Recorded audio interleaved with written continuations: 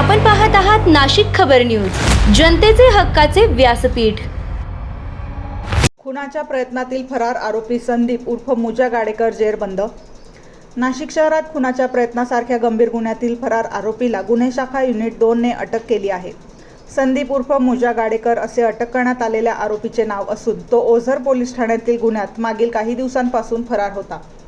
8 April रोजी घडलेल्या घटनेत आरोपीने आपल्या साथीदारांसह फिर्यादीच्या घरी घुसून लोखंडी रॉड व लाकडी दांडक्यांनी मारहाण केली होती। या हल्ल्यात फिर्यादीसह त्याच्या कुटुंबियांना गंभीर दुखापत झाली होती, तसेच जीवे मारण्याची धमकी देत खुनाचा प्रयत्न करण्यात आला होता। या प्रकरणी ओझर पोलीस ठाण्यात विविध गंभीर कलमान्वये गुन्हे दाखल करण्यात आले होते। दरम्यान, आगामी सणोत्सवाच्या पार्श्वभूमीवर फरार आरोपींवर कारवाई करण्याचे आदेश पोलीस आयुक्त संदीप कणिक, पोलीस उपायुक्त किरणकुमार चव्हाण, सहाय्यक पोलीस आयुक्त संदीप मिटके यांनी दिले।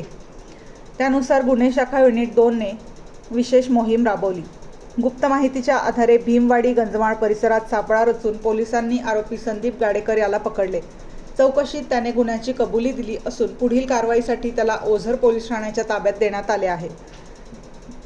ही कारवाई गुन्हे शाखा युनिट 2 चे प्रभारी अधिकारी हेमंत तोडकर यांच्या मार्गदर्शनाखाली मनोहर शिंदे, नंदकुमार नांदुडीकर, चंद्रकांत गवळी, महेश खांडबहाले, तेजस मते आणि जितेंद्र वजिरे यांच्या पथकाने यशस्वीरित्या पार पाडली।